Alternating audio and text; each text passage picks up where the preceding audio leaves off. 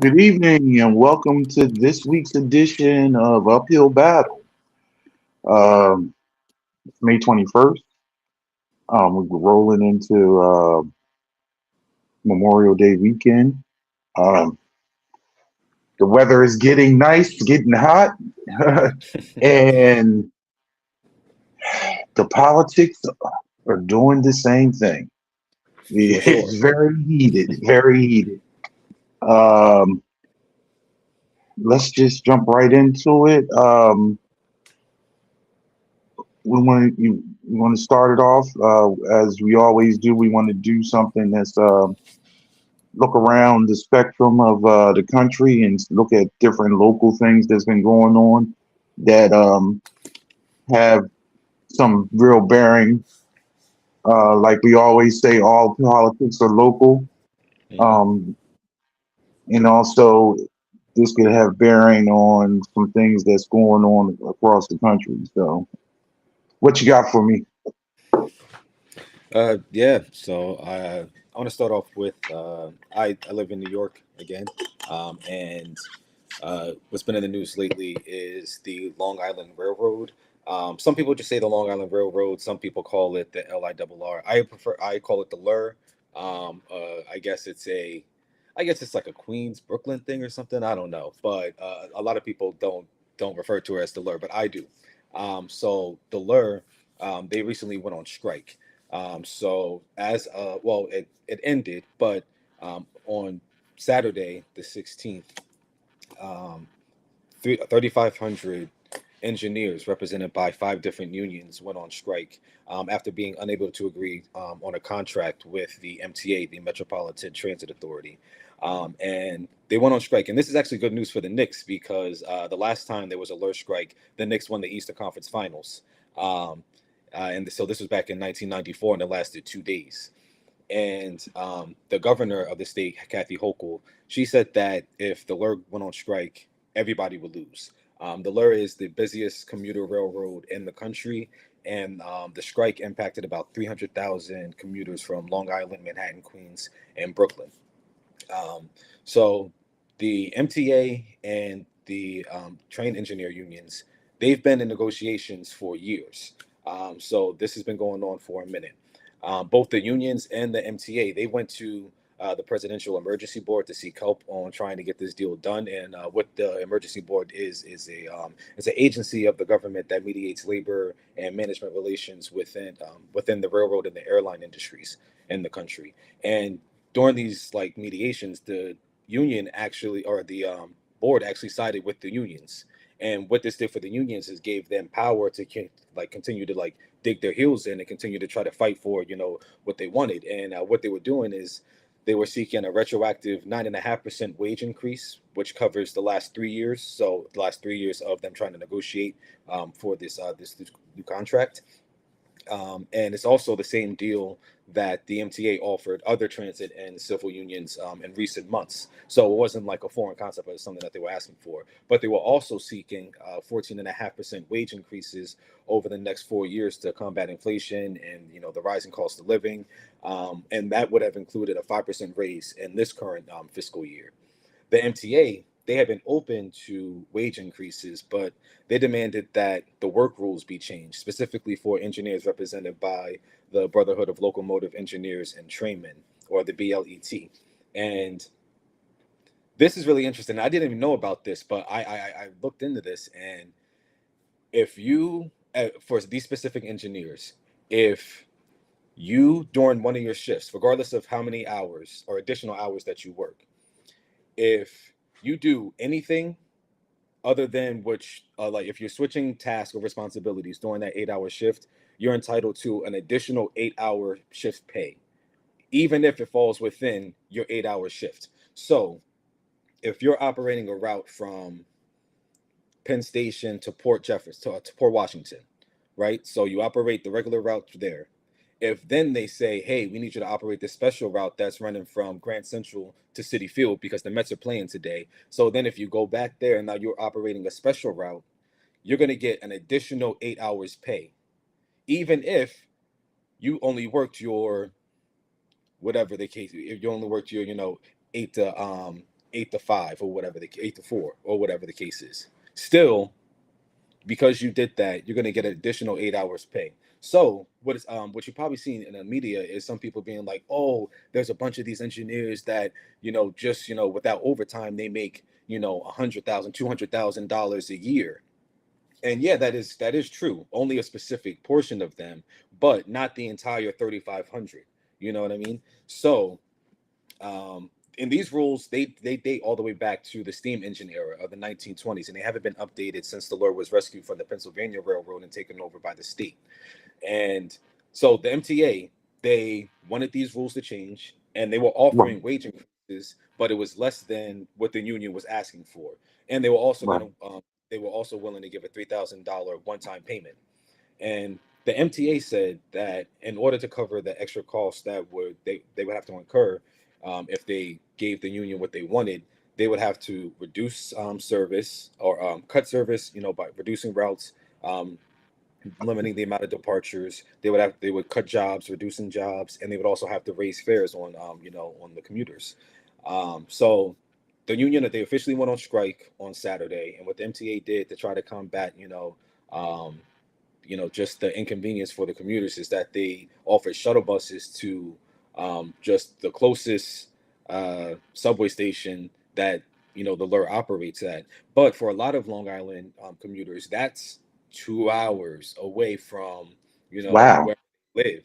Yeah, so a lot of people, they just chose to drive, and this extended their commutes by like well over 2 hours. Somebody that I work with, he takes the lure consistently, and he drove in one day. It took him 2.5 hours to get there, and then he went home, and it took him an additional 3 hours to get home. So then the next day, he had just decided to wait until like 8 o'clock to leave, and then by then the roads were a little bit clearer. So then it didn't take him that long to get home.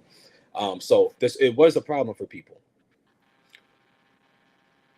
Not to cut you off, Dal. No, I you're good. wanted to. I don't know if you. We have several people that's actually speaking spoke to us on the chat and say hello. And I'm actually first time I've seen it. I want to thank everybody that's tuning in for our discussion and hello. Thanks for your support, and hopefully the knowledge that we're giving you is informative to you and it is Yeah. helpful. But sorry to cut you off. But go ahead back on. No, yeah, yeah. So, all that so the strike started, but it ended. So they reached a deal on Monday night, and service resumed on Tuesday at noon. So they did reach a deal, and it doesn't require any fare hikes or tax increases on the taxpayers or on the commuters. And the deal, it gives workers a 4-year contract, and it raises their pay by 3%, 3%, 3.5%, and then 4.5%, which again is less than what the union was asking for, but it's not, too far off. And they will receive a $3,000 lump sum payment that they were asking for, and they're also going to get full retroactive pay for the previous The past. years. Okay, Yes, right. yeah. So again, in the units, the unions, they wanted 5% in the final year, but they settled for the 4.5 and the one lump sum payment. Yeah. Right. That's So called negotiation, though. That's not just exactly, yeah, negotiating. That's yeah, negotiating. yeah, Right, for sure. right, right, And so the unions, they still need to, because again, it's 5 different unions that right. that are involved in this. So they all still need to individually vote to ratify the deal. But the wins are looking like it's going to get approved. But I just wanted to highlight this because, one, again, it's a labor dispute, and I most of there were a lot of people that were coming out in favor of the unions, but again, there were these hit pieces against specific engineers and stuff like that, because like, hey, you guys are making so much money, so why are you asking for more? Well, also, it doesn't matter how much money they're making. The cost of living is going up. All the cost of everything is going up. So if your wages also aren't increasing, then it's going to be harder for you, unless you're making millions of dollars, which these people are not. Then you're No. not going to see, yeah, you're not going to really feel how much money that is. But it's just always good to And the see. cost of living in New York City is Yeah, just it is. So it's Yeah, comparable. higher than most places. Yeah, exactly. And this is coming off of the heels of the New Jersey Transit workers that went on strike last year, and that strike lasted 3 days and impacted thousands of commuters within, New York and New Jersey as well. And also there was another. I'm blanking on what the name of the railroad is, but there was another strike when Biden was president, and he had went Mhm. in and basically like he squashed it. We Um, squashed it and made it. It yeah, was made it mandatory. But yeah, this, I mean, the intersect with what you're saying is the fact of the matter is, I we grew up in Jersey. We were right near Philly. And for people that don't know, SEPTA is king. SEPTA is the transportation arm in the Philadelphia area. And SEPTA will go on strike once every 3 years or 4 years, whenever the contract comes. And at the end yeah, of the day, they had to pay them. And that's the power of actually. I'm very pro union because I'm pro worker. hmm, But I mean, some people have issues with unions because sometimes they say unions are, you know, protect the lowest of the low when it comes to workers, protections. But the fact of the matter is, workers do need protections. That's why in so many states, just like the state that I live in Delaware, it's a no fault state. You can be terminated for like any reason. You know, so when you have the leverage, you should use it, yeah, and you should actually get. If you are so, when we talk about capitalism and we talk about actually having leverage and having the sources of being important, you you have the leverage and you are important enough because nothing can flow without you. You talk about 300,000 people depend on this to be able to, that is the system. Everybody has to get from work to school and everywhere. And this is important. These are everyday people, yeah, everyday workers that negotiate proper compensation for their work. And I always have a problem with people talking about how much somebody makes based on the job that they do. I mean, they do it with sports, and they do it with all or anything. And this is the reality. And I tell people this often when they bring up something like, if you are the best at what you do, whatever it is you do, and you are a professional, shouldn't you be compensated hmm, for it? I can't. I personally can't drive a train, and somebody may say it's not that big of a deal. You can get trained, this, that, another. It's a skill. It's a yeah, high, and you have many. You just like I compare a a railroad driver just as much as a plane pilot. You know, yeah. to somebody that pilots a plane.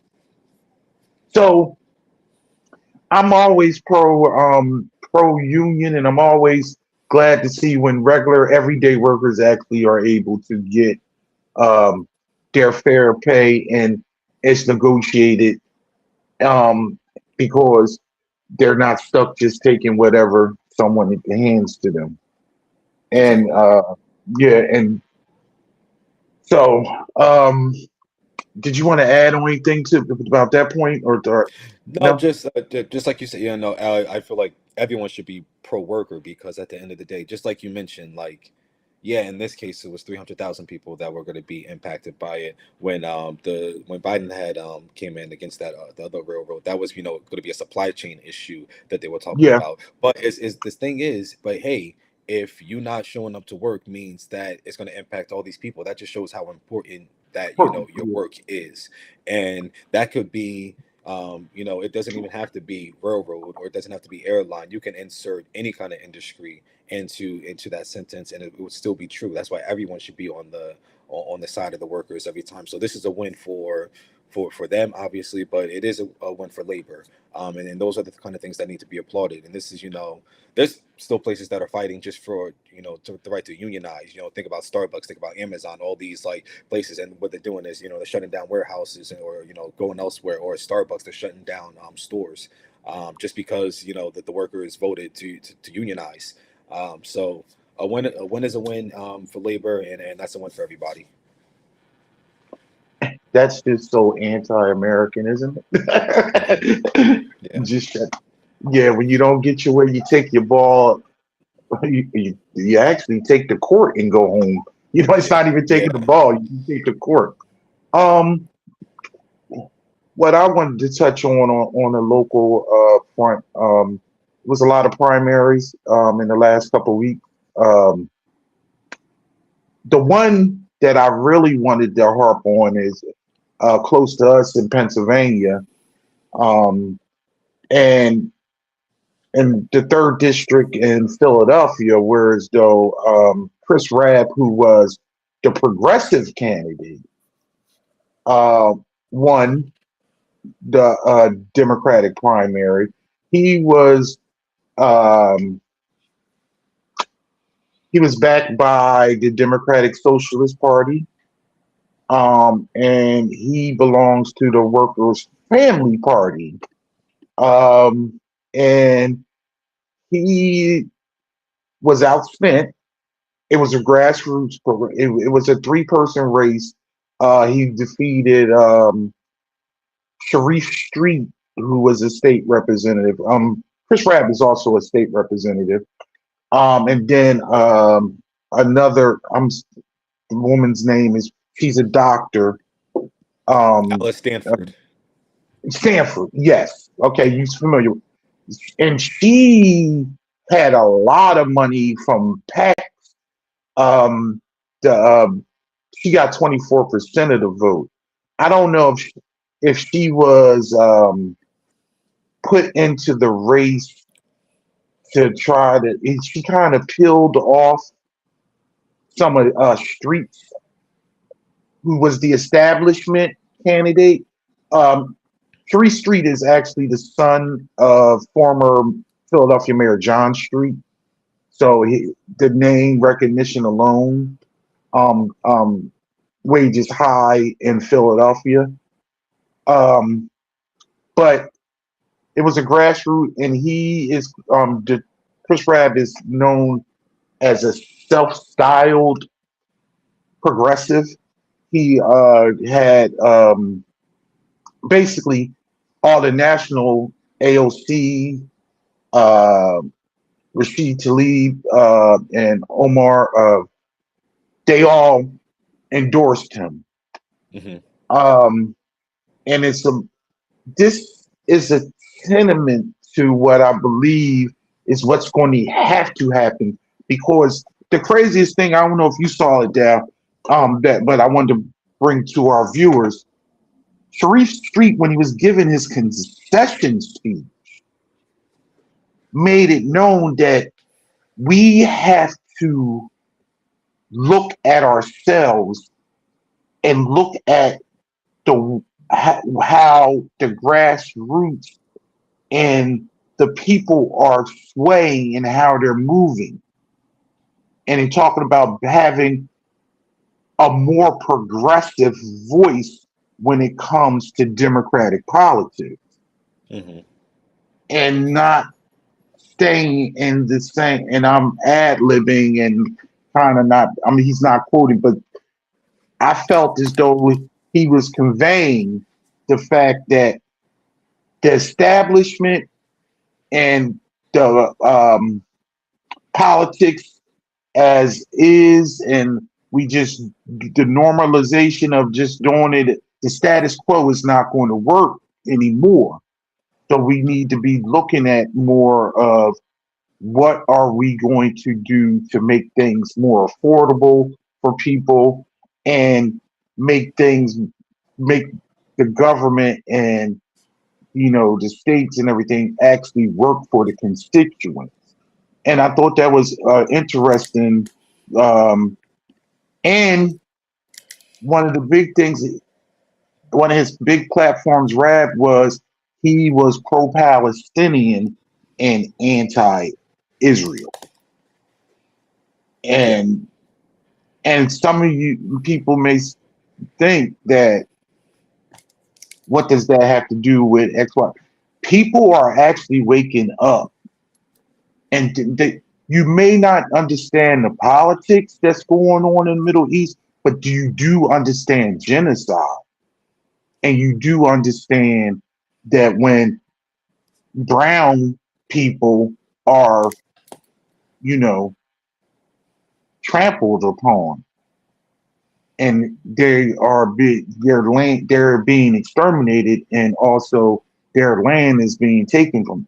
Sounds very familiar to a lot of Hmm. people that look like us because they understand history. So that's a very blue seat. We're going to the general, and he'll be representing because Dwight Evans is retiring. But Hmm. also, what I saw that was very, very interesting, and also in Pennsylvania, in the Pittsburgh area. I don't know if you've seen this. In the Allegheny area, whereas though it was only about a 25% turnout for registered voters for the primaries, but 75% of the votes that came in on that primary were Democrats. Hmm. And Democrats had a very good day, including um, Josh, Governor Josh Shapiro. Of course, he won his primary, so he's the incumbent. But Yeah. the three Democrats that he backed for House seats in Congress, they all won their primaries overwhelmingly, Yeah. and they're trying to unseat three current Republican uh, senators, congressmen that are in. These are all what we would call swing districts, whereas though they go back and forth. They're not safe seats. These are a lot of independents that live there, and also it's a lot of people sway from back and forth based on the candidate and what they want to do. So it's you actually have to be kind of like middle of the road type of politics. Um, Yeah. and a lot of times you have to deal with what we call kitchen table issues. So it'd be very interesting. But the turnout for Democrats in the primaries been very interesting in Pennsylvania. So that's something to look at, especially with all the shenanigans that's been going on. You have Yeah. something else you want to touch on locally and Yeah, I somewhere? mean, just to continue Okay. off of these races. So in the Philadelphia race in particular, to reach Pete, it's interesting. I didn't even know this until I looked into this race last week, but in 2022 he had worked with um the Republicans in the state house to redistrict like the state's districts, and he was gonna they were gonna cut Democratic seats and give the Republicans, I think it was like four additional seats, but he specifically carved the district to make sure that he would continue to stay in the state house. So that was something that he was attacked against, because it was like, come on, like you're disloyal to the party, working with Republicans and only thinking about yourself, especially in a state like Pennsylvania, and like you mentioned, Philadelphia it's a very safe seat for Rab. He's definitely going to win that. Kamala got what was like 88% of the vote in 2024 against Trump, so it's a very safe seat. It's the bluest district in the country. Um, so there's Mhm. that, and actually, Alice Stanford, she was considering, or the rumblings are she was considering dropping out, And that's what actually the rap campaign was afraid of, because that would have been two establishment or two moderate, quote unquote moderate candidates in the race. So they were splitting the moderate vote. That's how he was able to win, because Yes, they yes, split the vote. Yeah. yes. But she was on, I think it was NBC, and she gave like a really bad answer on like ICE or whatever. She basically said that the federal government shouldn't be involved in immigration. So she was asked about that. She was like, okay, so who should be handling, immigration enforcement? And then she sat there like, and at first she had said something like, oh, like maybe we should just move on. So like, we don't take up too much time or whatever. And then the reporter was like, no, like we like go ahead, like, answer the question or whatever. And she was like, and then gave like a little small, like, whatever top of the mind statement and said, you know what, Congress should do it. And that was it. So it was like really, really bad. And like towards the end, she started, just stumbling. So again, the rap campaign was, they were afraid that she was going to drop out, but ultimately she didn't. But specifically on the just talking about the state at large, it is that if the Democrats can pick up these four House seats that are up for grabs in the state, there were a couple other primaries. There's a one of the Republicans. What was his name? I think it was McKenzie. Yeah, McKenzie. Yeah, And, Fitz- McKenzie. and, Fitz, He's a Fitzpatrick. freshman. Yeah. Yeah, He's a freshman. He's a freshman yes. congressman. He's up for re-election. And who was he going against? I had it written down here somewhere, but I can't see it. But yeah. So That's the he's going against. I'm sorry not to cut you off. He yeah. is going against the is I think it's Bob. Uh, he's going Bob against Brooks. Bob Brooks, right? Bob Who Brooks is for the union, the fire the union. union, the fire union? He's in charge of the fire union, Yeah, and and so he's endorsed by both the progressive wing of the party and also the establishment wing of the party. He's yes, endorsed by Bernie yes, Sanders, Chuck Schumer, and Josh Shapiro. And if the Democrats can win, four of these House seats just in Pennsylvania alone, and they just hold everywhere else, they could win the House. Just in these. So it's very, very, very, very important that they get these seats, and it's really good for Josh Shapiro, regardless of my takes on him. But because he is well in the state of Pennsylvania, he is very popular. He is well liked, and especially with the fact that Trump's popularity in the state is declining due to the economy, the state of the economy, the fact that he's engaged in this quagmire in Iran, and also with so by proxy the gas prices and things that come with that, and then also to an extent immigration, because his polling numbers on immigration are also declining. So all of that to say, if Josh Shapiro can lead this ticket, he's almost obviously going to win again the governorship again. So if he can prove that, he'll be in a strong spot for 2028, which he is almost definitely going to explore a run for 2028. yes, he Yeah. will. I don't see it actually coming fruition because he is staunch pro-Israel. Yeah.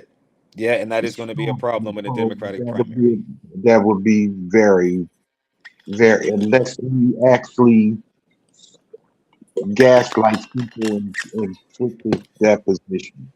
Um, you want to move on to? You have another topic locally you want to discuss No, not on the local topic, but just in Congress. So uh before military we go to action. that? Then I do have Okay. another local thing. Well, Oh, I go mean go it's ahead. not local. So we can move on to because we're going to be dealing with Congress basically the whole show. Um, but the local things that I've seen that was interesting when we talked about, and you did a ding ding ding when you were talking about Stanford was possibly dropping out. So let's play politics. Everybody that's around here, politics is a dirty game. So usually the Democrats like to be the establishment and they call balls and strikes and play the game the way it's supposed to be played, how it's written. The Republican Party usually plays some shenanigans. So, in Nebraska, are you familiar what happened in the Nebraska Senate race? The No. shenanigans that went on in Nebraska. It usually happens in Florida. Florida's history is a lot of times they put candidates up that may be dead. They done put candidates up that don't belong actually to the party, and they are a wolf in sheep's clothing. This happened in Nebraska. So Nebraska's current uh, senator is Paul Ricketts, who is the son of Tom Ricketts, who is like a billionaire. He got um, designated as the senator when uh, somebody left and became in the Trump's cabinet. So he has to run again for the full term. He filled out the last year or so. He is running against uh, Dave Osborne, who is an independent. Yes. Let me explain you something to everybody about Nebraska politics. You are not going to get elected as a Democrat for a statewide office in Nebraska. Osborne came close to winning in 2024 this seat, but he lost by a few points. Um, he's running again. The Republicans don't want to face Osborne. Well, you would think like, oh well, if it's a third person, the independent is the plan. No. So in the Democratic primary, they had a woman running. I can't think of her name right now. I'm sorry, but you can look this up. And then it was another person that was running in a Democratic primary. That person who was a Democrat and running in the Democratic Party was a Republican, was a Trumper, was a pure, and was basically played. Always was a Republican and has sworn fealty to the MAGA party. But they ran in the Democratic primary to try to yuck things up. So, whereas though they could take votes away from Osborne. Hmm. So, the person, this woman who ran on the for Democratic nomination stated, if I win, I'm going to drop out of the election, the general election. So Ricketts would have to face Osborne head up. Hmm. And what happened? She smoked the MAGA Republican that was faking like a Democrat, won by 40 something points. Whoa. And the next day, she dropped out of the general. To make it where as though Ricketts has to go up against Osborne, the independent, who has all the backing from the Democratic establishment, including their financial backing. This is playing fire with fire. And this is not what the Democrats usually do. But they are trying to win.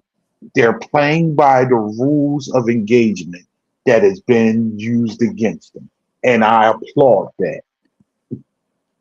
What say you? No, that's crazy. I'm looking it up now because that's man. Uh, but hey, that's the Democratic Party usually doesn't do stuff like that. You know what I mean? And that's exactly what what's needed. Dan Osby, he's a very strong candidate. And if there's anyone that again, Nebraska, that's one of the Senate seats that if the Democrats can get that, or at least he's going to caucus with the Democrats. So if they can pick that up, that's really going to help their chances of trying to take over the Senate in November, and they have a really good chance of doing that, especially with a lot of the Senate races, in Maine and then even in Alaska. So there's a lot of good North opportunities out Carolina, there. Yeah, Carolina. There's a lot of opportunities out there. possibly Texas. So that's look. I don't. Now that one is there's a lot of stuff actually going on in Texas because there was even in that gubernatorial in that race the GOP primary for that one, Kim Paxton was going up against John. Oh no, I'm sorry, the Senate That's race. the Yeah, Senate. against That's the Senate race. John Cornyn. Yeah, against John Cornyn and but really, I can get to that in a minute. But No, man, no, yeah, no. I definitely got to look into the Nebraska race because I literally the first thing I saw was a New York Times article about like shenanigans and like things are getting like trickery and stuff like that in Nebraska. So I definitely have a couple of those articles bookmarked. I'm gonna get into that. But yeah, over in Texas, Ken Paxton is he's the state. What is it? He's the Attorney General The Attorney General. of yeah, He's a he's the piece of Attorney shit. General of Texas. Yeah, terrible, terrible person up there with the governor too. And so in this race, Trump endorsed Ken Paxton against John Cornyn, and he had been going back and forth on who to endorse in this race or whatever the case was. But eventually, Ken Paxton came out and said, "Oh, so backing up Let's and back it up. saying like being conflicted on who to endorse. He basically said, whoever I endorse, the other person needs to drop out of the race." Because there was a couple of people running in the primary, the GOP primary. So it's saying whoever else, like you need to just completely just drop out of the race so we clear the way for the person that I endorse. Hold After on. he go ahead. Let's add. Let me explain because we're politics heads. It's a run. They're going to a runoff because Yeah, nobody got 50% in the original primary. yeah. This is a tactic by the southern states that were put into place years ago to affect black electability. You have to have plus 50% plus one vote in order to win the primary. If not, you go to a runoff. Usually, when you go to elections, it's a plurality. So you can have, if it's three candidates, the plurality winner, at whoever gets the most percent, the highest percentage wins. Hmm. So to actually alleviate the possibility of the black vote and black people getting elected, they made it always whereas though it's 50 plus one. So when you have those more than just two candidates, you have a easy way of not actually getting 50% unless they're a totally a great candidate and they get a whole bunch of the votes. So this was put in years ago Hmm. to actually alleviate black people from actually get holding elected positions. But I digress. Oh, good context. Um, Yeah, yeah. yeah. So Trump, he was tossed on who was going to endorse, but it leaked that he was leaning towards John Cornyn. And so some of his allies were calling him, saying, it would be a betrayal to his base because, King Paxton, he's been very, very, very pro-Trump. And John Cornyn had made a statement like back in 2023 saying hey, like Trump's time is maybe like passed him by, saying like maybe we need like a new standard bearer for the Republican Party. Like it can't be him again, basically. But even with that, Trump was still a little bullish on the race. So Ken Paxton came out and basically said, you know what, I'll drop out of the race right now if the Republicans in Congress or in the Senate, if they kill the filibuster in order to pass that Save America Act. And that carried, even though obviously that didn't end up happening, it carried a lot of weight with Trump. So ultimately, that was the thing that swayed him to go in and then endorse Ken Paxton. So he's going to be now. It's in the runoff, so we'll see how the runoff. It's on May 26th. So that's Yeah. what that's next Tuesday. So we'll see how that shakes out. But yeah, very interesting race down there, and it's just that along with Thomas Massey losing his race over in Kentucky, and that's coming off of also which you had touched on a couple of weeks ago. Those Indiana state House representatives that kind of rebuked Trump. Also, just all that culminating to be like, oh, also in Louisiana, Bill Cassidy, he lost re-election as well. And he voted to impeach Trump after January 6th. So Trump's always had something against him. And he actually came in third place in that race. So it was Yeah. he completely just was out of it. He only had like 25% of the vote.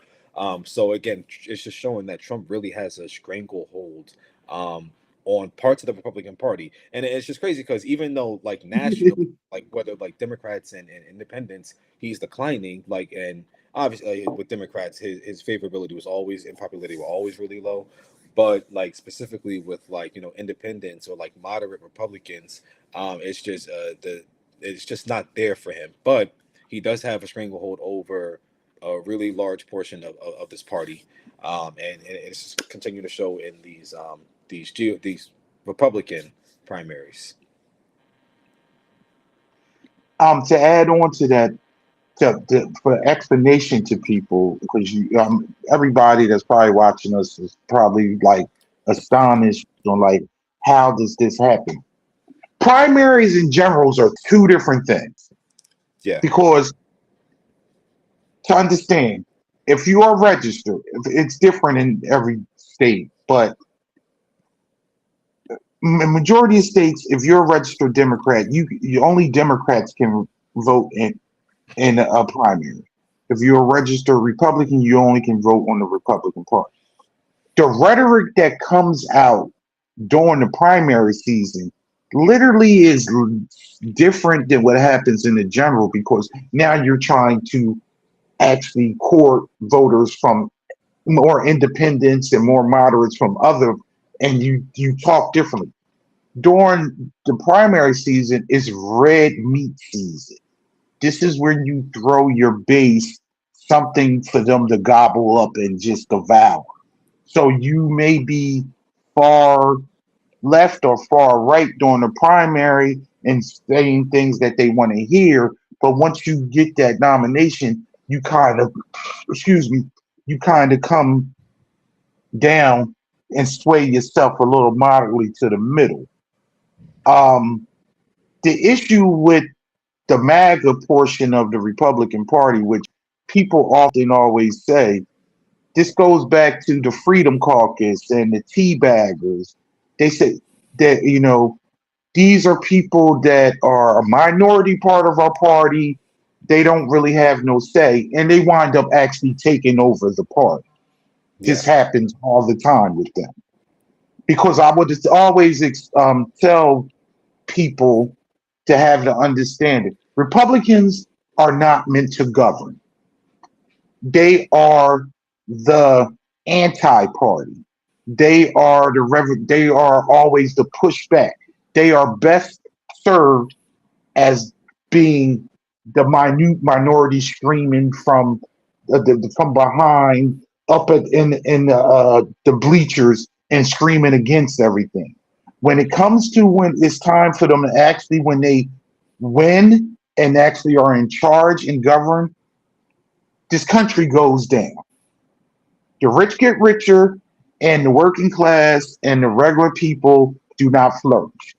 They talk about often about financial stability and being a fiscal conservative, and the debt always rises. They, but they have the presentation and the style to people that they actually speak a good game, and people fall for it. You can't tell me that you are not in a worse situation than you were 2 years ago. And if you are in a better situation, then you are playing the stock game. You are playing all these shenanigans that these people want you to play. But as an everyday person, you cannot be in a better place. Hmm. Not when you got your gas prices to just get to work is doubled. Not when a pound of meat is the same price as the federal minimum wage. Was watching a video the other day, and a person actually told me they were going through over what they actually paid in groceries 2 years ago or last year compared to now. And they said basically they spent $60 to make a pot of spaghetti. A pot of spaghetti, which usually will cost you between $10 and $15. The sauce, the meat, and the pasta. You used to be able to get pasta for 50 cents. It's $3.50. People were talking about how they were buying bags of chips that was 75% air for $6.99. Yeah. You understand what I'm saying? So that big ugly fucking bill that was passed, and now they trying to reorganize it and change the name of it to the Working's Family. They rebranded it. The money is not coming back in your pocket. When they lie to you, even the Pennsylvania, the incumbent Republican was talking about the Working's Family tax cut and no taxes on tips, no taxes on overtime, which they're still saying it. And for anyone who actually filed their taxes this year, you are not even file your taxes. You know that you're still getting taxed for overtime. You know you're still getting taxed on your tips. It's just the fact that at the end of the year, you get to get a tax credit for X amount of it, Hmm. so you get a refund. But if you are a skilled worker, a union worker that works over 20 or 15, 20, 30 hours of overtime a week or something to that extent, you're not getting, it's only up to $10,000 that you can get the tax credit for. And it's not it's only the half. It's not the time. It's only the half that you're getting credit for. So it was always, and that bill, those tax incentives, some of them started now, some of them trickle in during 28, but it's a 10-year span. That man will be gone and buried, and those tax breaks to those rich people will still be there. But that no tax on tips and overtime, Hmm. how many years, Dallas? How many years is that in play? Three. What was it? Oh, yeah. Three. And then it goes away. It has to be reauthorized. It's only for Which 3 years. which they're not going to do. Same thing with They're- the child tax credit a couple of years ago, which was only for with- one. But yeah. And the craziest thing, I do taxes. One of my things, accounting is used to be one of my past lives that I used to do. Politics is another past life that I do. But with the accounting part of that, some of these things don't come into effect, and then they roll over, and then. But with the child tax credit and things like that, what a lot of people don't understand is now you used to get that at the end of the year, and then you get a little bit more money in your pocket on tax. No, if you put down that you have a child on your I-9 or your W-4 form, you're getting less taxes taken out of your check on a weekly, bi-weekly basis because of that. So you're getting that tax credit throughout the year. So you don't get that bump at the end of the year and get that lump sum of money. That's why did you see about 3 weeks ago or a month ago, the Secretary of the Treasury sat up in front of a fucking podium and said if you want to get some money back in your pocket right now, you should change your W-4 form and write in exempt. So now you will not be actually paying any federal income tax. So you can get more money in your check now. Was he lying? No. What he didn't tell That's people funny. by saying that is, yeah, you get that money back right now, but at the end of the year when you file, you're going to pay that money back to the government Yeah, because you weren't paying in your right amount of federal tax. So he was being honest that you will get more money back in your pocket yeah. right now, but you will owe that to the government The at bill the will end of come due. Yeah, yes. all the times.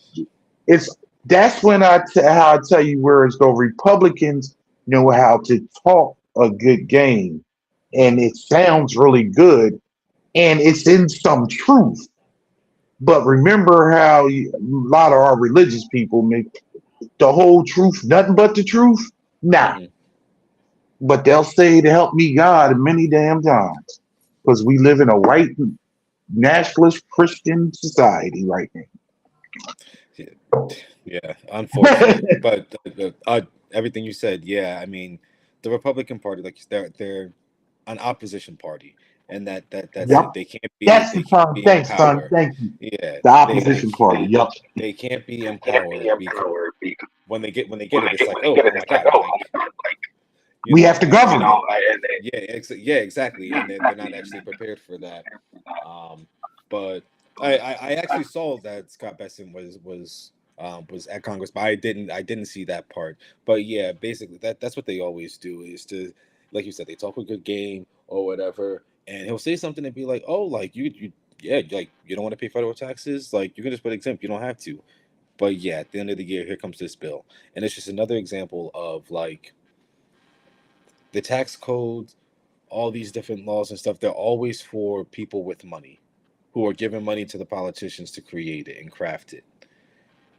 So the stuff that for you, the no tax on tips, the no tax on overtime, child tax credit, all these other things that are like for actual working families, for working people, all those things, they got to come back up for a vote. And like whether it's 1, 3, 4 years, whatever the case is. But these other ones, they're in the law until they're not. You don't have to continuously go back and try to reauthorize them. You don't have to go back and say, "Hey, like, should we continue this?" No, as we had talked about in a couple of weeks ago, the corporate tax rate it's just continuously been going down and down and down. And even when Biden was proposing raising it, it was only going to raise it up like 4 or 5%. Yeah, Back to not where it should have been. yeah, not all. He wasn't going to go all the way back to where it was or where it should be, but no, just a little bit over where it currently was.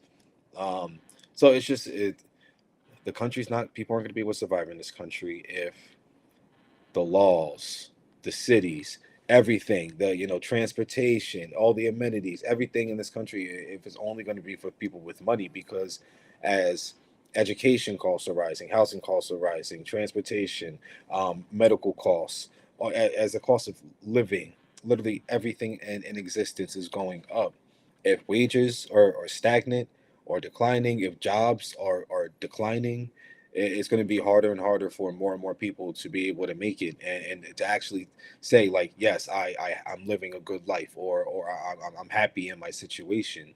And as long as that's going to continue, then like elections just can't, and just to deviate into something, elections can't continue to be, we're swinging from this party to this party because of we're currently in this moment, and like we think the Republicans are going to be better on immigration and the economy right now, and then now that the Republicans are showing they can't do anything on immigration, and except for just you know the terror and the fear that they're invoking on the streets. And also with the economy, they're showing that actually they should not be leading the economy. It's going to go back to the Democrats. And then once inevitably something else happens, the Republicans is just going to pull out some other kind of social issue. Most likely it's going to be something about Muslims or some other kind of minority group. And then, in the next elections, but we can't continue to do that, because while we continue to go here, here, here, the rich people are getting richer. I don't know if you saw Jeff Bezos is over on, I think it was CNBC or whatever, and he's talking about, hey, like, yeah, you can, the bottom 50%, they just shouldn't pay taxes, because we're paying all the taxes in the country anyway. The bottom 50%, they're only contributing like 3% of the tax anyway. Like, what? He's saying these things to try to confuse you and to say like, oh well, like maybe we shouldn't be paying. He doesn't think that that's going to be terrible for the bottom 50% if that happened. Like, it's not going to improve lives. It's not going to improve the country if that happens at all. What's going to happen is then they're going to start cutting social programs that because he you're doesn't making more need. money. Yes, that because now you're making more money because you're not paying those federal taxes anymore. So then the first thing they're going to cut, which the Republicans always try to cut, are the social programs, the safety net, because Yep. we you don't need a handout.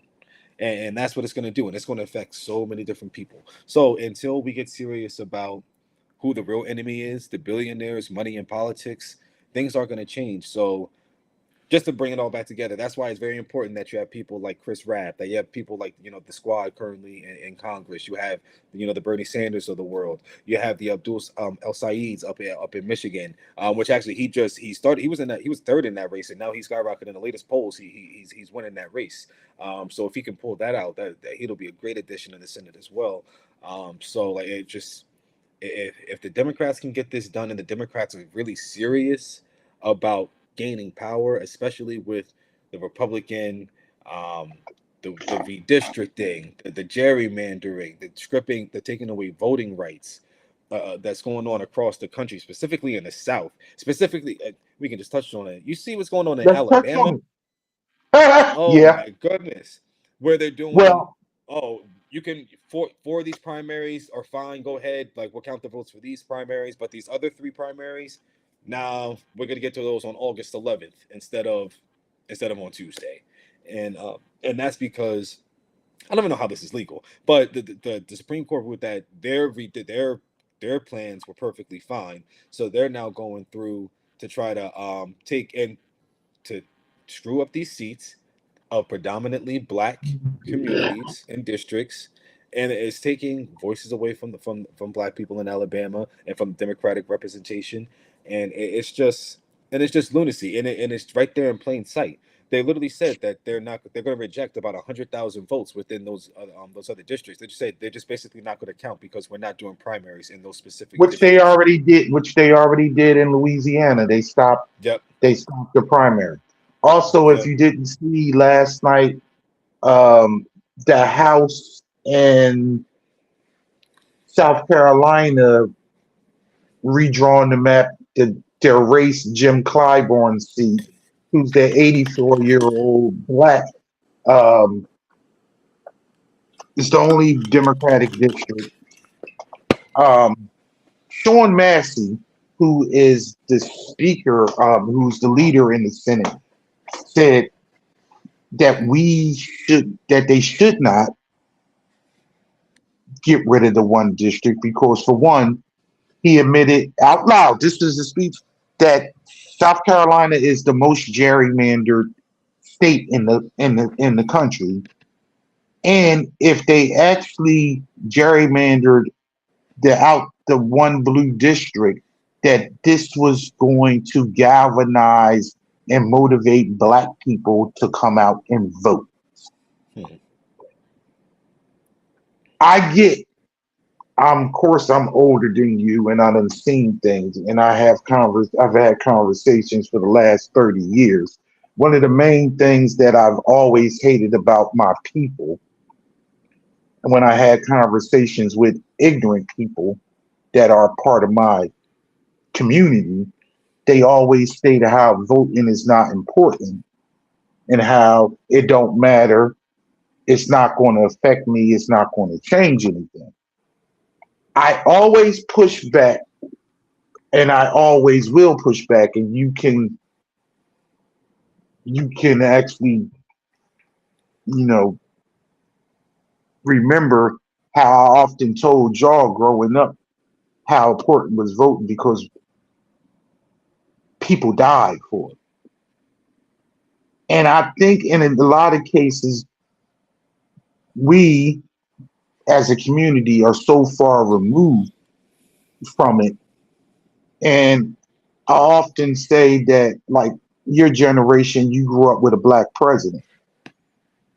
And growing up in people like you a lot, growing up in areas with, diversity and having people, friends of different ethnic backgrounds may have taken things for granted.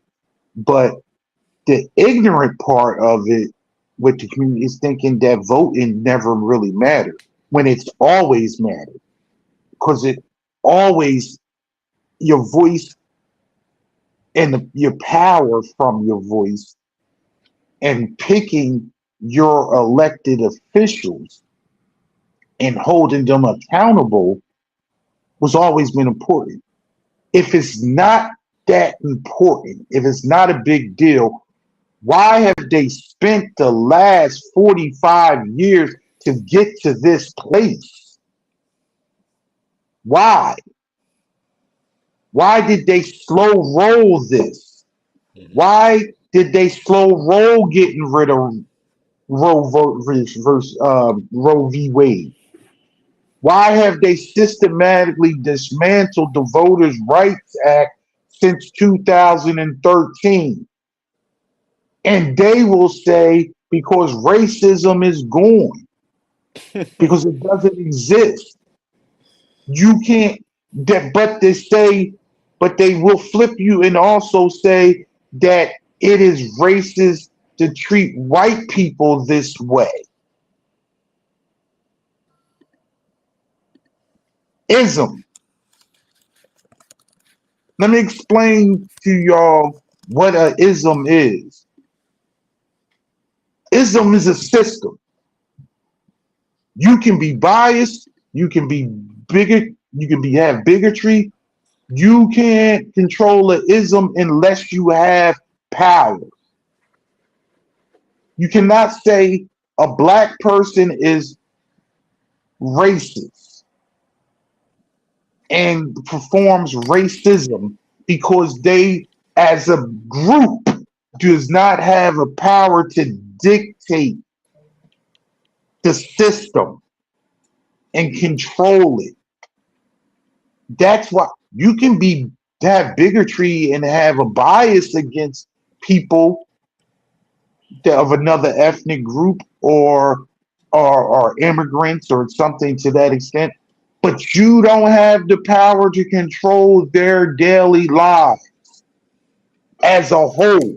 You might be a boss that's inside of one company or this, that, another, and you exercise, but as a whole, it is impossible to do because you do not have the capital and the power to control the system.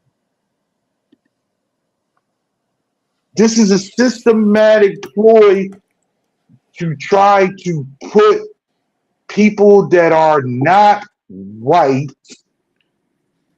back in a place. Why do you think, and I'll go with the class right now, why do you believe that this country at this point, nobody can actually, well, not nobody, but the average education is people can't read past the sixth grade level? Because they basically teach you just good enough to be able to clock in and perform the work and actually get things accomplished, but not actually control anything. Mhm. Your brother was, until recently, your brother who was born in 2002, he was the cutoff. I found out he was the cutoff to where as though they taught people they in school how to Cursive. do a signature cursive, to how to tell time by the hands. Yeah. I talked to somebody that was born 2003, and they said they didn't have home economics in school. They didn't learn cursive. The person told me when they got old as of age to get their driver's license, they said you have to sign it. They didn't. They only knew how to print their name, and they told them you had to draw a line through it. Just draw a line through it because they only knew how to print. That's This is ridiculous, why man. I always push. This is why I always push back when they talk about this country being the greatest country in the fucking world. When you 64th in education, this is the first generation right now. These Gen Alphas is the first generation that is actually their cognitive skills are actually worse than their parents. Every generation it always gets smarter. This is the first generation that is getting dumber. You can watch all the videos and you can actually see when I saw a video when they were and it was sad to me because it was black students, but they was in Philadelphia and people could not read a letter and they could not pronounce the word silhouette.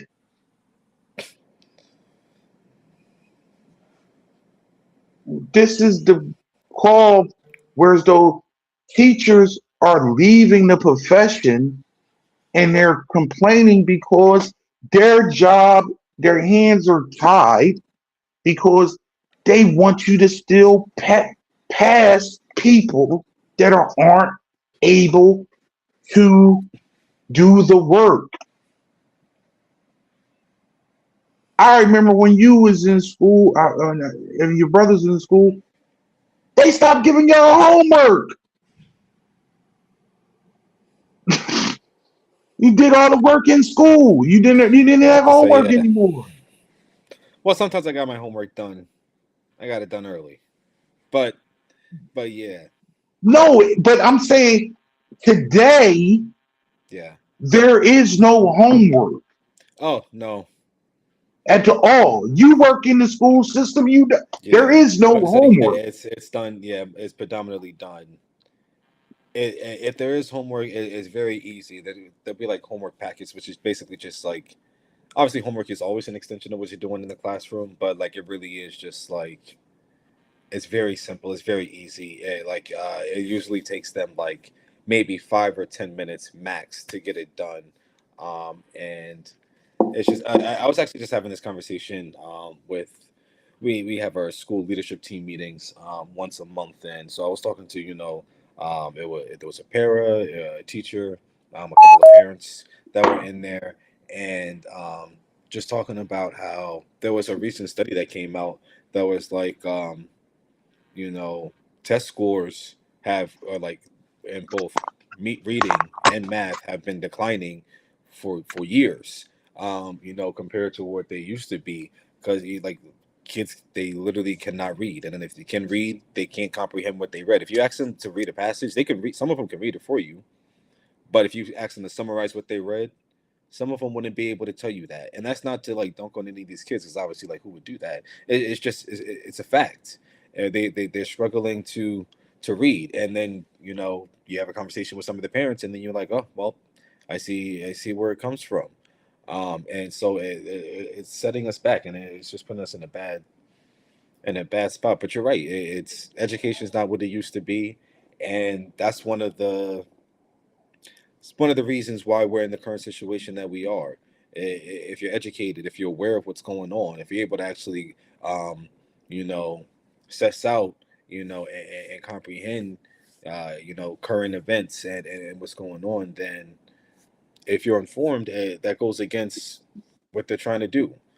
If you know that the outcomes are only for the rich and the wealthy, then you could do something against it. That's why they're always trying to come out against the unions. That's why they're always trying to squash these protests, because they don't want civil disobedience. They want you to be obedient. They want you to just take whatever is going on, and we can't do that. But it starts with education. It's the most important. It literally is the most important thing, especially for kids, because they are literally going to be the future lawyers, policymakers, politicians, all these people. So it's very important that um, that we're well informed, man. To add on to that, so you can explain to the audience, what do you do and what, I mean, like what like age group do you work at? Because you work in the school system, and so they got to understand what you're talking about. Yeah, I work at an elementary school, but I don't work for the school. I work for an education nonprofit, so I like support the schools. But I'm on like part with like administration through a community-based organization, and so we just do a lot of supports in the school. So when it comes to like attendance, when it comes to academic outcomes and stuff like that, all those kind of things, like we're working towards trying to improve them. And like you said, it really is disheartening to see one, the amount of these kids that literally cannot read. They are struggling to read, and we're doing everything that we can to try to improve that. But one, so it's that, but then also everything that goes on in this country. Specifically, I'm in New York City. Everybody lives in New York City. Every country, every nationality, every kind of person is represented in New York City. And so at the school that I'm in, those kids are literally affected by every single policy conversation that is currently going on. Immigration, Iran, anything with the economy, education, transportation, all of these things are affecting, the kids and the families that my school community, serves. And it's really disheartening to see that, like when ICE really started cracking down last year on, immigration, kids just stopped coming to schools because their parents didn't want to be out on the streets or in the subways, trying to get their kids to and from school, coming from whether it was the shelter that they were in, if they were staying with a family member, if they were staying in a hotel, whatever the case was.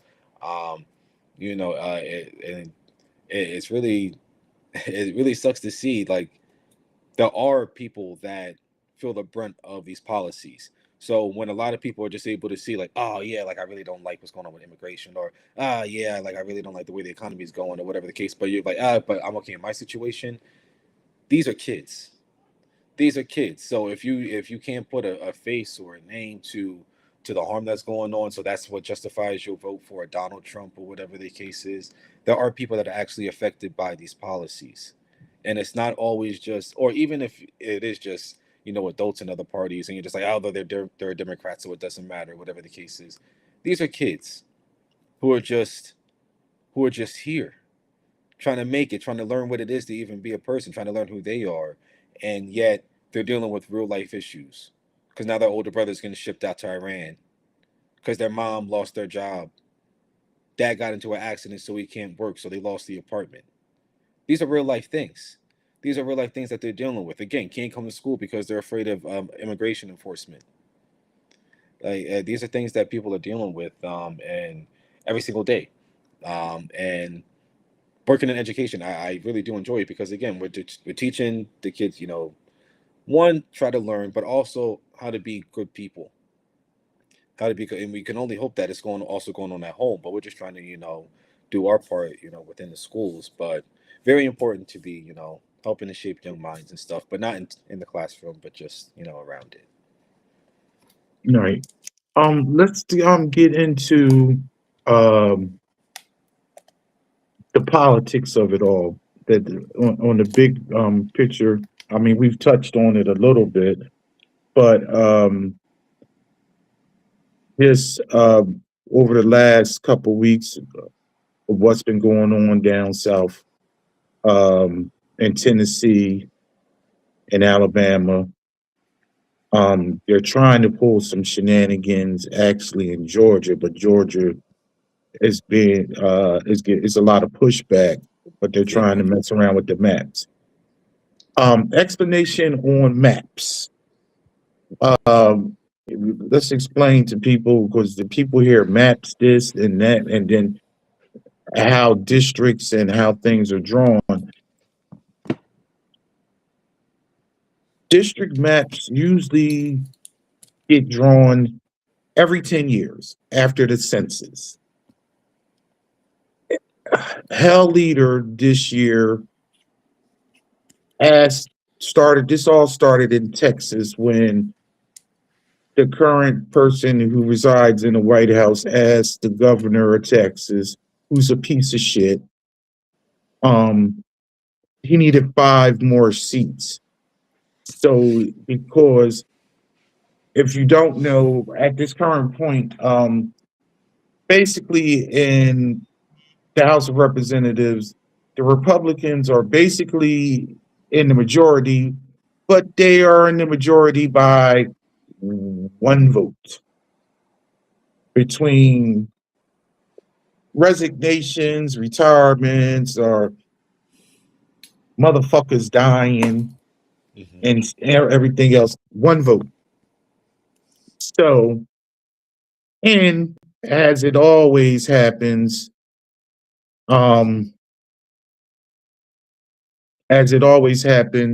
usually when it comes to the midterms, whoever the president is in power, their party usually loses seats. So trying to grab extra seats so they can stay in power. The reason why we want to stay in power is because if the other party's in power, then they can't push the agenda. So all across the country, this has been popping up where they've been redrawing the maps and trying to add seats to their majority. And the flip side, when they started doing that, then they don't really want this fight. If you really wanted to go do this, because in California, they could do it to where as though it's 52-0. In Illinois, it could be 17-0. In New Jersey, it could be 16, 17, 18-0 if they wanted to really draw it.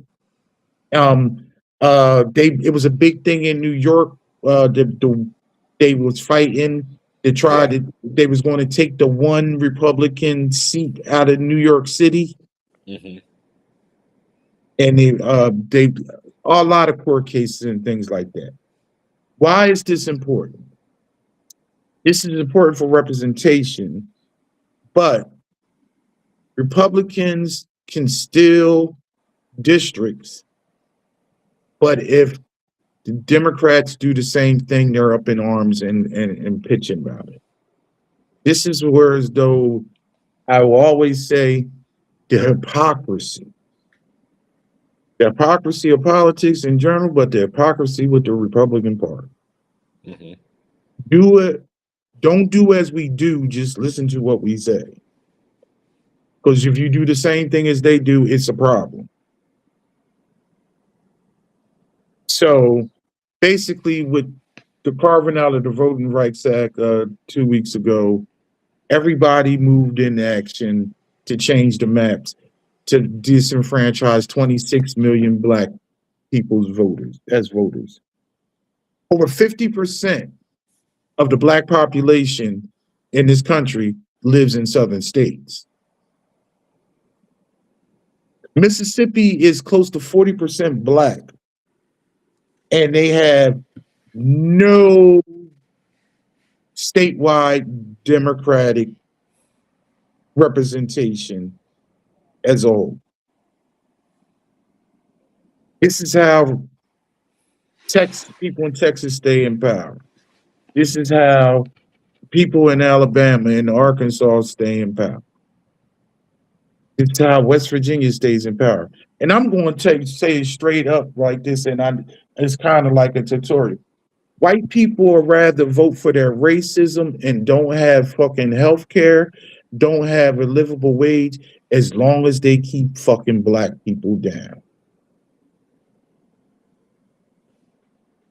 That is the reality of this country. And it's always been the reality. Y'all don't have shit. Cool. I'm good if I don't have shit, as long as they don't have shit either.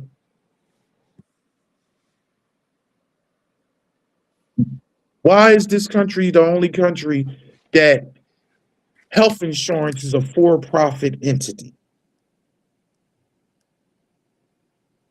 Whereas though the insurance company gets to tell you how long you get to stay in a facility. The insurance company, when you have a daggone baby, tells you you only get to stay a day or oh, you got a C-section? Yeah, you can stay 2, 3 days. Then you got to go because we ain't paying no more. Yeah. They takes the patient and the doctor out of the equation. It's all based on the insurance company and what they say. Mhm. I'm gonna tell you a crazy thing when it comes to that. The Biden administration had a law that you couldn't get any surprise medical Yeah. bills in your mail.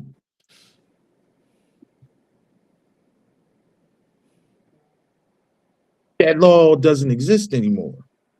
So, and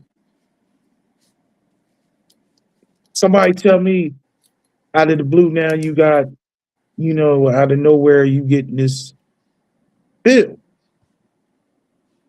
from the hospital Hmm. when you never saw bills from the hospital before. Those things was actually came through, your insurance company that, you paid your low copay or they say this is how much you, no, where did this come from? And to the point where as though now they give you X amount of days to pay said bill, or now they sending your ass to what? Into collections. Hmm. Those protections is gone.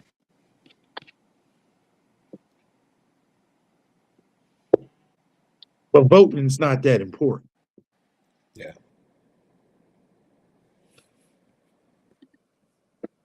But I digress. But it obviously it has to be somewhat important. Why? Because they taking it from you. Yeah.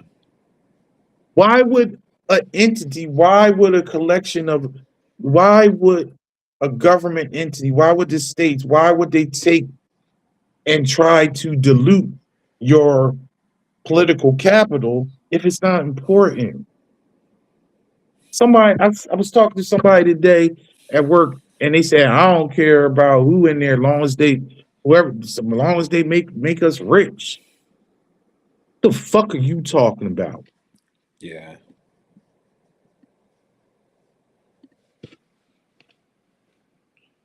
What did you need to hit on, son? I'm sorry. I'm just, No, I mean, all of that is right. Like you said, like it's they try to always downplay the importance of voting, but like that's and voting isn't the end all be all. And I think that's why so many people. Just to get at this for a second, I think that's why so many people don't aren't like interested in voting because they think like, oh well, I'm not going to vote. Like if I don't vote or if I vote, nothing's going to change anyway, so I might as well not even go out and do it or whatever. But that's because you're giving into what they want you to think is that voting is the only thing that you need to do, and that's because anytime it's election season, elections rolling up, they'll come out, hey, it's time to vote. Like we need to, you start popping up at the restaurants, they start popping up in the parks, they start, campaigning with the ads and stuff like that. So you see them around, but if they don't need your vote, where are they at? They're in their office taking calls from the lobbyists, meeting with the lobbyists, meeting with the corporations, and and doing the work on behalf of the wealthy people. That's why it's important to protest. That's why it's important to call your representative. That's why it's important to call your senator. That's why it's important to to be involved and to be in the know of what's going on. Because if you vote New York City, you get Zoran Mamdani in the office. Luckily, he's delivering on a lot of the things that he ran on. However, not everyone does that, but not everyone pays attention after election season. Yeah, if they'll start to notice if grocery prices are going up or if there's like a really big story or something going on, gas prices going up, then they'll be like, "Oh, what's going on with I thought he was going to lower the prices, or what's going on." That if you only pay attention in election season, Nothing's going to change. Nothing's going to change if you only pay attention to election season. So you have to continuously be paying attention to what's going on. Yes, you need to get out there and vote, but you also need to protest. You also need to call. You need to be aware of what's going on. You need to be informed about what's going on. Because when they try to take your voting rights away, you need to instantly say, no, hey, what are you doing? So you need to attend these council meetings. They're trying to put up a data center in your in your community. You need to go to these meetings and these hearings. Make your voice known. You need to be involved, because if you're involved in the process, if you're in the process, they have to take you seriously, because they're eventually going to need your vote. And like you said, they if it wasn't important, they wouldn't be trying so hard to take it away. I mean, literally, they're canceling primaries so that they can steal these seats. There in Tennessee, we had mentioned, they're redistricting, so they're basically to take away the one Democratic seat and the one black in the predominantly black district. They're trying to take that away. The NAACP and the ACLU, they're challenging this this redistricting in the courts, and the NAACP specifically, they're challenging on the merits of even the session that they called for the redistricting itself is illegal, because you just picking up right now and trying to redistrict again, not even within it's not in a census year, but also just in the middle of a primary election. It just doesn't make any sense, and they're trying so hard to take your vote away because it is important. The entire political process is important, and voting. What did they do? Get people in there. They called a special session. They literally had to change their state's constitution in order to redraw. Their state constitution stated maps could not be drawn until after the 10-year census. They voted to change the constitution so they could actually do it. In Alabama, they were voting during a tornado warning. If you see the videos, you hear the bomb shelter alarms going on.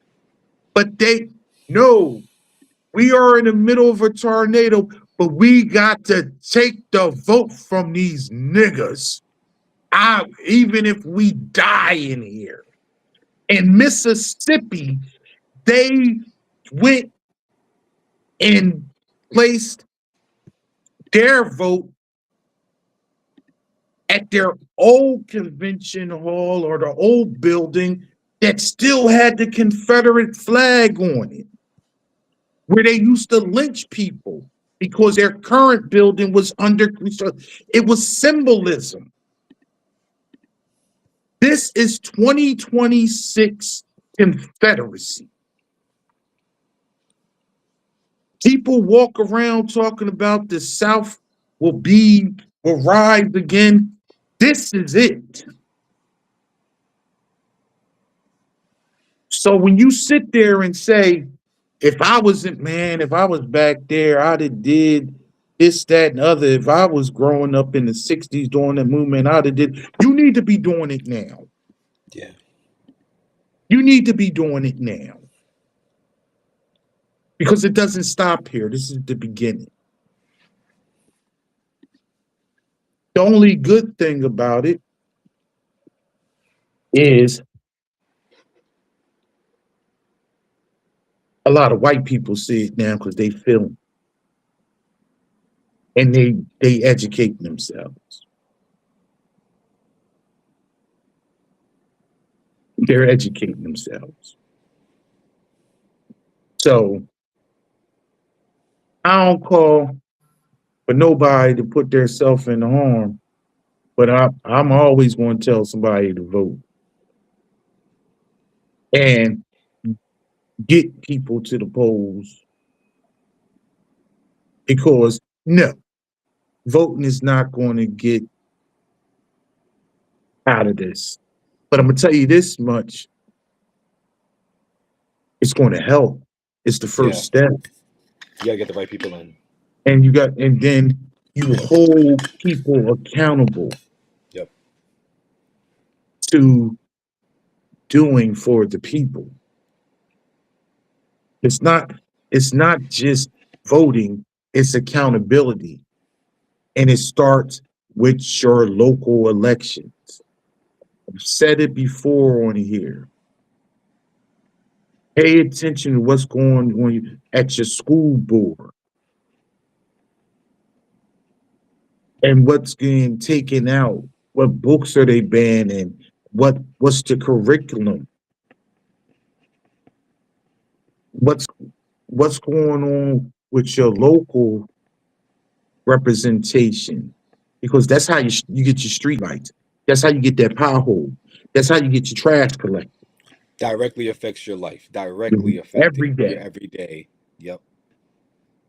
And we talking about these data centers. Explain something to y'all. Let's wait. They put these places in, but they put these data centers and these pollution and low end. They put them in the black community. Memphis is fighting them because they got a data center in their backyard and it's causing all kinds of problems for them. That's how Increasing your utility bills. that's how your utility bills go up. In Utah, Canadian Kevin O'Leary, Shark Kevin Tank. Leary from Shark Yeah. Tank, he's trying to get what is it, Dal? It was like It's it's four football fields. oh, it's huge. It's four yeah. I'm none blanking of it. on exactly what it was. I don't know if it It's was like, four football hold on. fields or something, but it's going to use up so much energy. Oh, that's not the 50,000 residents at Lake Tahoe. They have to go find a new water source because the Yeah. data center that they put in that area is using up all their water. That's the 50,000 residents that live there all year long. We're not talking about the Yeah. 3 million people that come during the summertime. They don't have water. That year round. They don't have water. 40,000 acres for Kevin O'Leary's data center. 40,000 acres going to completely dry up all of the resources in the state. Not just the locality, the state. And let me explain to you. He says the people of Utah spoke. It was a unanimous vote. It was what? 3 people.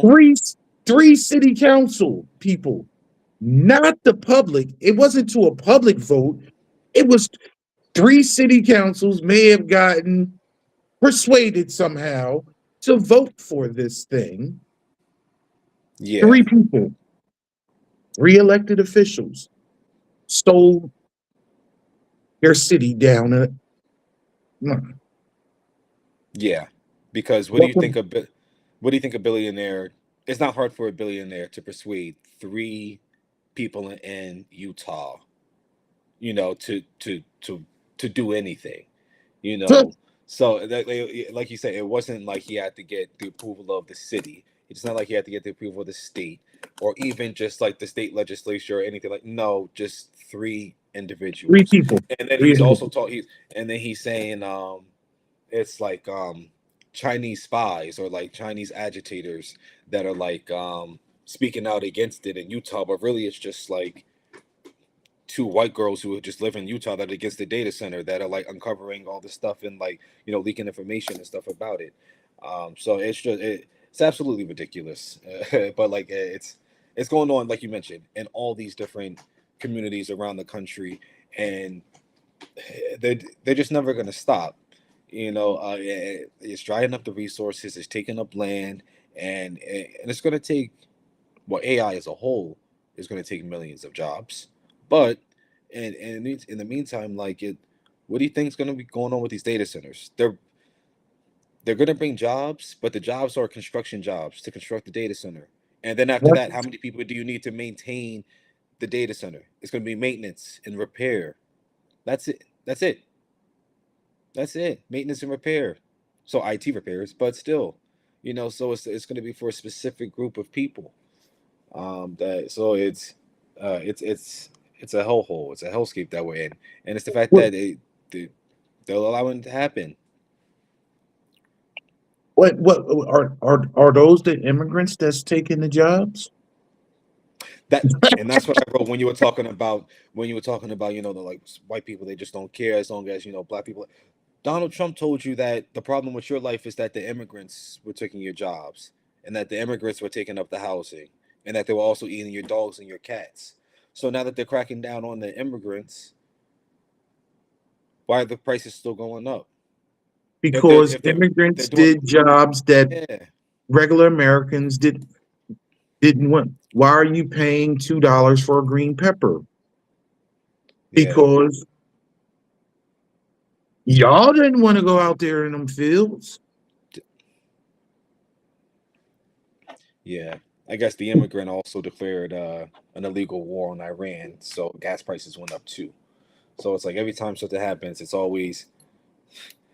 the immigrant, or it's this other person, it's this black person, it's the trans person.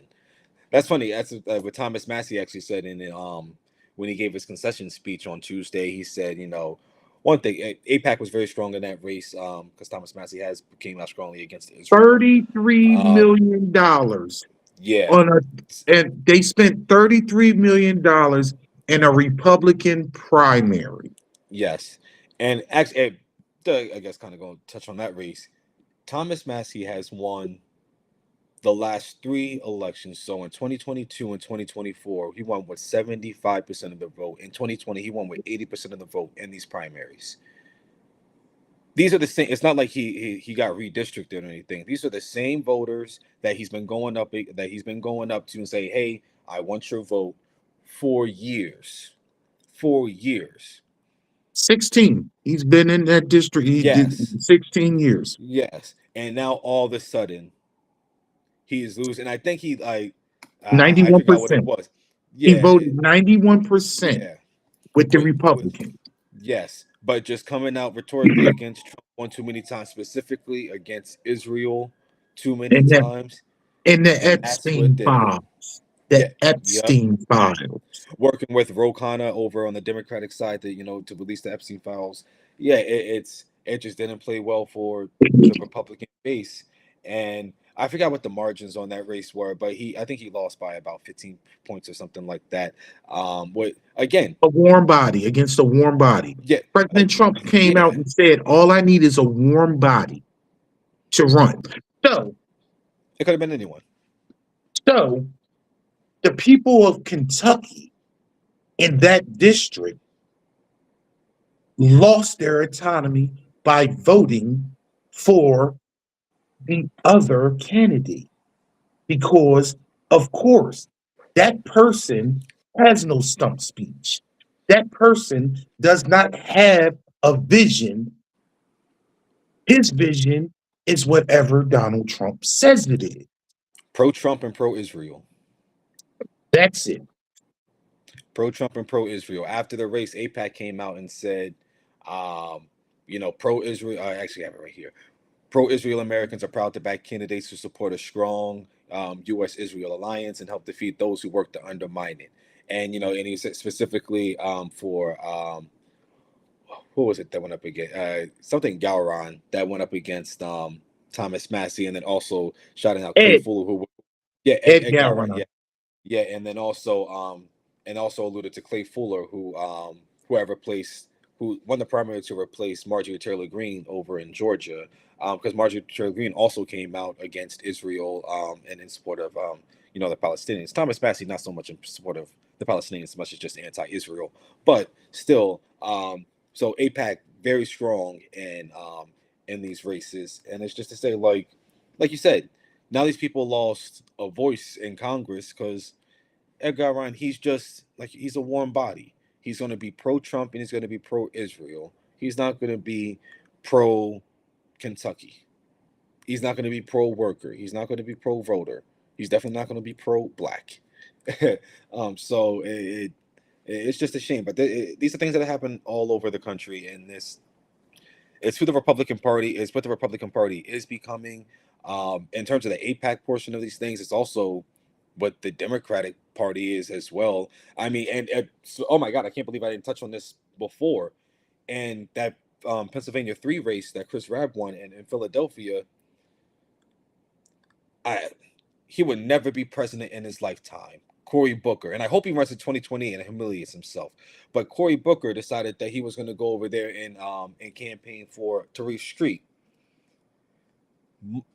Less than a year ago, Cory Booker went on live television and said he was asked whether or not he was going to weigh in on Zohran Mamdani winning the Democratic nomination to be the mayor of New York City. He won the primary. The primary voters spoke. He won the primary. I'm not going to weigh in on what's going on. I only will focus on my state. At that point, Mikey Sherrill was still running for governor. He was like, "Oh, I'm worried about what New Jersey has going on. I don't weigh in on what's going on in other states." So what are you doing in Pennsylvania then, brother Cory? If you don't weigh in what's going on in other states, huh? Maybe it's because you're taking that AIPAC money and you can't, and you're against Zohran Mamdani. So it's not about the fact that you don't endorse another country or another state, so you don't worry about what's going on in other states. No, that's what it is. It's AIPAC, and they have such a stranglehold over both parties. It's not just the Republican Party; it's also the Democratic Party, which is why Israel was able to do a lot of what they were doing to Gaza under Joe Biden. It's also part of the reason Kamala Harris lost in 2024. Not the main reason, but it's a large reason why a lot of people, specifically progressives, specifically young people, did not either one actually turn out for her, or two feel good about turning out for her and voting for her. And it's part of the Democratic Party. They actually just today they released the draft of the autopsy on. It's been released. Literally today, and again, it's just the draft of it. But. And I didn't even have a chance to fully go through it. I literally just saw it, and I was like, oh, okay.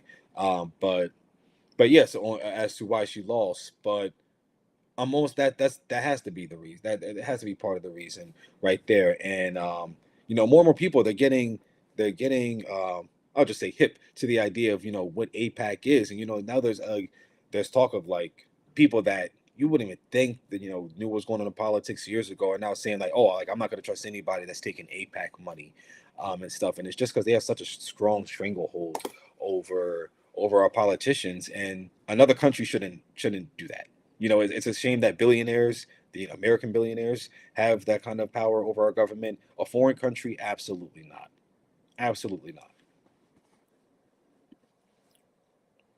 Yeah, it's just it's nerve-wracking when you actually think about it.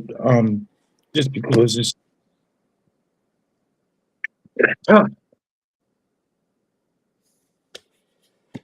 this incursion has been in the awakening over several different presidencies. The reason why it's getting done now is because this is the last ditch effort, because they found a patsy to actually. They were trying to get Obama to do this. He came out with a deal. They tried to get Biden to do this. He pushed back on it.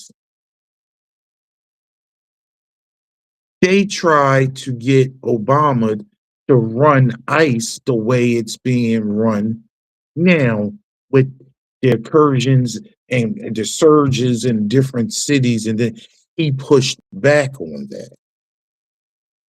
Did Obama deport more people than Trump has? He absolutely did. Was it plenty of protests? Yes. Why was it so quiet? Because it wasn't separating the families. It was actually criminals, and actually criminal. Because what you do not know, what everybody does not know and doesn't pay attention to, overstaying your visa is a civil complaint. It is not criminal that gives you jail time. Not a crime, no. It is not a crime. Do we actually, when I say we, I'm saying this country, actually celebrate people coming over here to Ellis Island and signing a book. That was the immigration policy. There was none. You just come. And guess what? Were you getting Europe's best? Or were you getting the riffraff? Were you getting their criminals? Were you getting the ones they were kicking out? Were you getting the ones like, yo, ain't shit going on over here for me? Let me go over there on the other side. They just letting us in. But they were. You got the riffraff. So when they demonize these brown people and black people coming here, the Europeans did it. They were criminal. Mm-hmm. They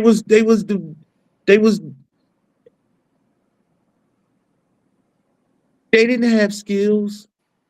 They wasn't making bank. You think somebody that was living high off the hog wind up trekking over on a boat and bringing their riches over here?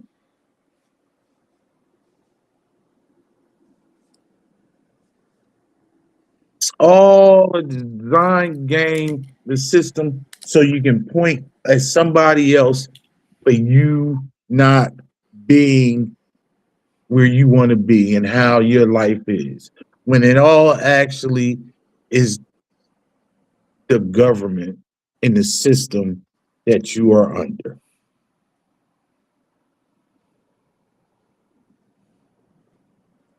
Mm-hmm. Nothing else.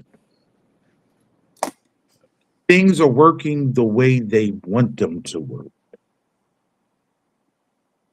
the way it's designed.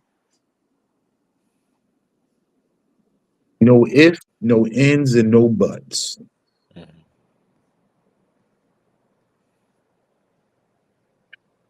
We need to start to wrap up. What's your little party shot? You got anything? This is what Hill said. What Hill said you want to get along to the people? Yeah. Actually, too, and I wanted to touch on this as soon as I heard about it, because it just sounded so crazy. It sounded crazy, but also just very in line with who Donald Trump and the Republican Party just currently are. But it also wraps up with something that happened in Congress or in the Senate. Literally just was it yesterday or was it literally yesterday? Um, so Donald Trump, sometime earlier this week, or maybe it was over the weekend, he said he was asked about American, um, like the American voters and the American people, their like financial situations, given what's going on, and in the Middle East. So talking about rising gas prices, grocery prices, all that kind of stuff. Donald Trump literally on camera in front of a bunch of people said that no, I really don't think about American finances. It's not something he's focused on. He's just focused on Iran not having a nuclear weapon. That's all that he's focused on and worried about.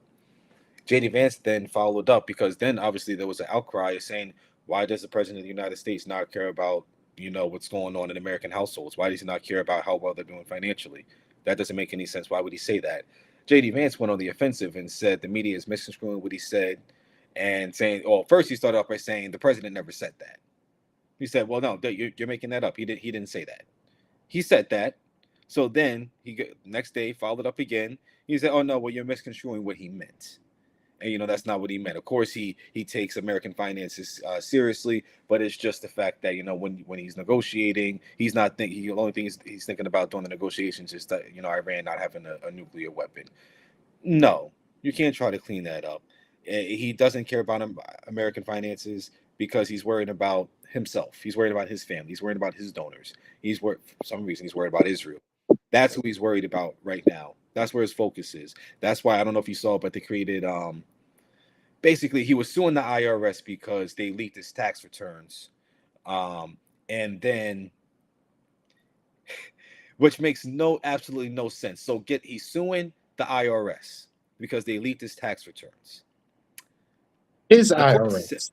The court said, my man, You're a member of every party associated with this. You can't no, so this can't go through. So what he wanted a settlement. So he wanted to settle. And basically what ended up happening, they created a $1.776 billion slush fund. Let me say this, $1.776 billion trust fund, like 1776. And also in this deal, I'll get back to the slush fund, but also in this deal, he and his children cannot be audited again. He will not be audited again for the rest of his life. So it doesn't matter what he's doing, what his kids are doing, what money they're getting from Saudi Arabia, as part of the Live deal, or as part of any other kind of deals that have been made in the past, from Qatar, from whatever kind of shady deals have been going on over there. It doesn't matter. None of that is going to get audited. We're not going to look into any of that.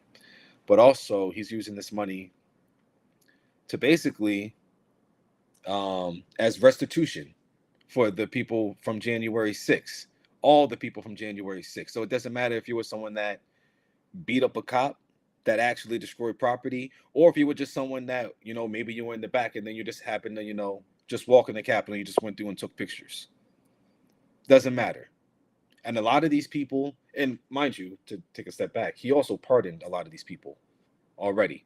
Blanket pardon for almost everyone associated with January 6th, regardless of what they did, regardless of if these people were pedophile sex offenders, which a portion of them were, already criminals for whether it's domestic violence, assault, whatever the case, which a portion of them already were. All of these things. But it's just, I say all this to say, Trump tells you who he is every single day. The Republican Party, they're continuously rewarding him by following him. That's what these primary elections this week showed, is that, again, Trump still has a very strong stranglehold over that portion of the party. The fact that he's just coming out and saying, I don't care what's going on in your personal life. I don't care that you can't afford to live. I don't care that you can't afford rent or to buy a home. I don't care that you can't afford to fill up the gas tank. I don't care that you can't afford the groceries and that you're in the line at the food bank. I don't care about any of those things, and I don't think about them because I'm only worried about myself. He's coming out and he's saying it. Democrats, if you take power in November, don't lose it. You need to, one, stop everything that he's doing, and then in 2028, we need to run a really good candidate that's actually going to go in and create change. Obama ran on change, but obviously he wasn't who he said he was going to be. It's not how things turned out. Whether or not, and we don't have the time to get into it today, so whether or not that was on him or on Congress, conversation for another day. But the political winds are there for change to happen, and it needs to happen because we can't continuously have presidents and a party that clearly don't give a fuck about us.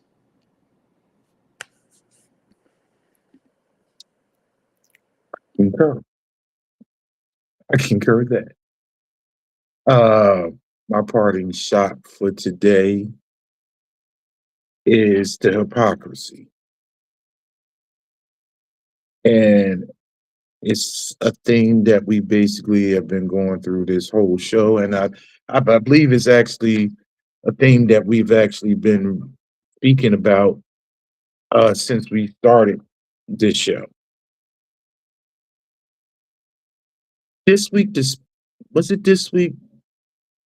It might have been last week. The Speaker of the House, Mike Johnson of Louisiana, actually stood up at a podium during a press conference and tried to trumpet the possibility and the co-signing of the fact that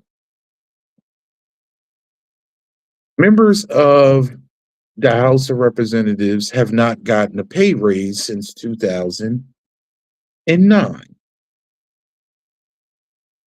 And they have a meager salary of only $174,000. And it's very detrimental to them because they are unable to purchase a home in DC and take care of their home back in their district. if you look at with inflation, they are currently making 31% lower than what they should be. And to offset this issue, they should be allowed to trade stocks so they can support their family. I say to him, like everyone should say to him, fuck you in the drive-through, and I piss on you if you're on fire. No, I would not. They haven't gotten a raise since 2009. And guess what? The minimum wage has not changed since 2009. Something totally in their control. They are not taking care of the American people. The federal minimum wage is still $7.25. I'm going to say it again. $7.25. I know many people may live in different states. Some people may not know what their state's minimum wage is because they don't live that life. And magically, the poverty level in this country was raised to $15,000. Why? Because when you do the math, 725 times 40 over 52 weeks comes up a little bit over $15,000. So if you are working a minimum wage job full time, you are above the poverty line.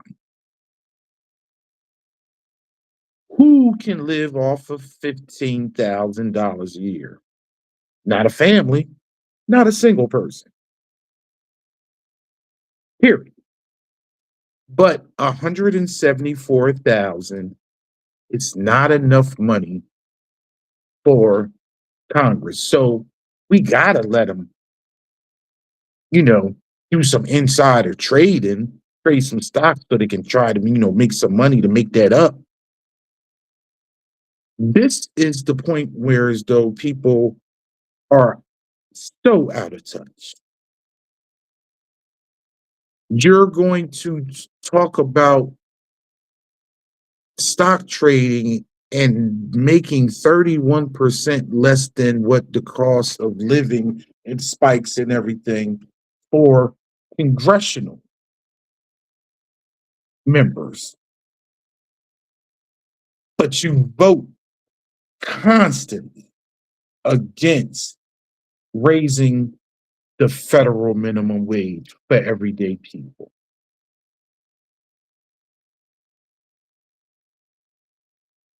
And you say it with a straight face. I'm going to leave y'all with this. I trust no man that shares an app with their teenage son to monitor if they're masturbating and watching porn. He doesn't do that. He does. I don't make things up.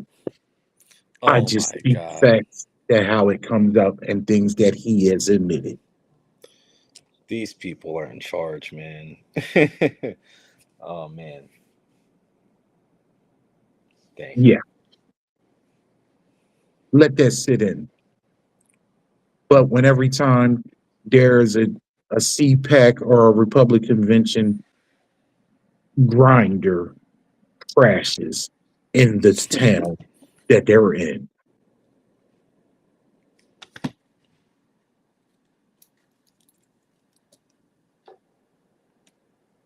They hate gay people, they hate trans people, but they always get caught with one or the other.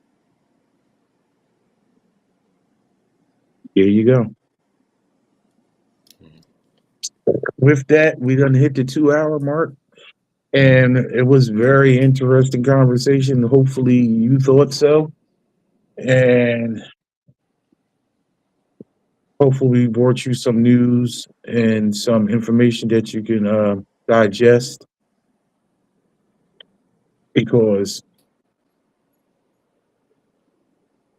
the news outlets out there are not actually covering the things in detail. And we want to give you the spin to understand how you should process these things and how to move. I thank everybody that reached out to us and that's supporting us. And if you're not watching this live or you catching it later date, you know, send a comment. And I thank y'all for starting, build a following. And I'm glad that you like the content that we're putting out for you. As always, progress is a state of mind. It's time to get your mind right. Always. Until next time, thanks Have a nice one. and good night.